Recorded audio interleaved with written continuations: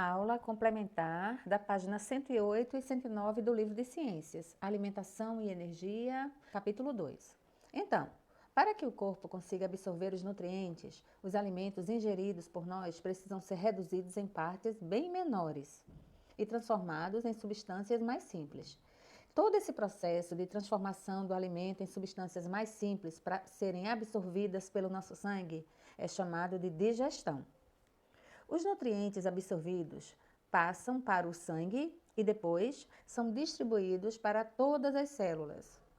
E esses nutrientes vão ser usados como fontes de energia e crescimento para o nosso corpo. Aqui na tela, a gente tem a vista frontal de um corpo humano, né? E a gente dá destaque para esse sistema chamado de sistema digestório. Antigamente era chamado de sistema digestivo, tá certo? Mas hoje, sistema digestório. A parte da cabeça, aqui a gente destaca a boca, a língua. Aqui há uma ausência das glândulas salivares, que são responsáveis pela produção de saliva, que já vai começar o processo químico da digestão.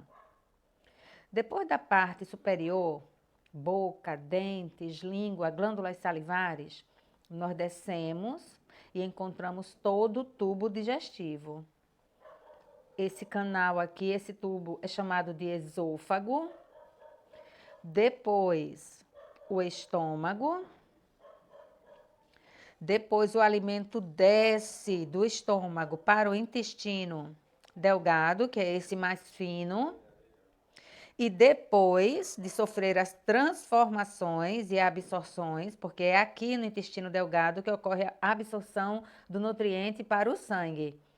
O alimento ele segue para o intestino grosso, onde é formado o bolo fecal, que é eliminado através da porção final, que é o ânus. Então, o nosso tubo digestivo, ele se inicia na boca, passa pelo esôfago, pelo estômago, pelo intestino delgado, pelo intestino grosso e termina no ânus. O que é que ficou de fora do tubo? Ficou o pâncreas, que é uma glândula, não é o tubo, é uma glândula. E ficou também de fora o fígado, ok? Então, fígado e pâncreas são glândulas, não fazem parte do tubo digestivo. O tubo, gente, é por onde o alimento vai passar. Boca, esôfago, estômago, intestino delgado, intestino grosso. O alimento não passa dentro do fígado e também não passa dentro do pâncreas, ok? Mais uma observação sobre o sistema digestório.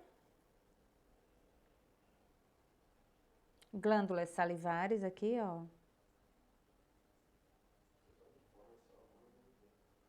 Boca. Glândula salivar. Esse tubo é o esôfago. Esôfago. Estômago. Intestino delgado. Intestino grosso. Essa porção final é o ânus, por onde ocorre a eliminação das fezes. A gente agora está com a vista frontal de um esqueleto, né? Porque a gente vai começar o trabalho da página 109, com a observação e a classificação e função de alguns dentes. A digestão, ela começa na boca, com o processo físico da mastigação, né? Então, com os dentes, o alimento é rasgado, triturado, para ser reduzido em pedaços menores, misturado à saliva, que é produzida pelas glândulas salivares. Depois de mastigado e junto com a saliva, ele forma uma pasta, que é chamada de bolo alimentar. Então, o que a gente vai analisar agora? A classificação dos dentes. Quando a gente é criança, nós temos cerca de 20 dentes. Num adulto, a contagem seria de 32 dentes. Mas a verdade é que a maioria dos adultos acaba extraindo 4 dentes desses 32, que são os dentes do siso. São dentes que ficam lá no finalzinho da arcada e eles acabam comprimindo, eles ficam tortos e os dentistas preferem realmente extrair esses 4 dentes. Então, a maioria da população acaba ficando com 28 dentes, se não tiver outras perdas, né? O que é que a gente pode mostrar aqui? Primeiro, vamos mostrar os dentes da frente. Esse conjuntinho aqui de 8 dentes, chamados de incisivos.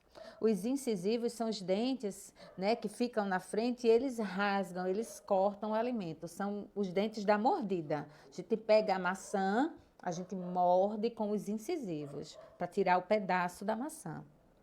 Logo depois dos 8 incisivos, aparecem os 4 dentes caninos, o dente do vampirinho.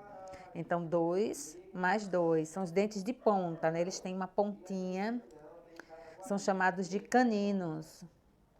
Também servem para rasgar o alimento. Então, vai morder o sanduíche, rasga com incisivo com canino.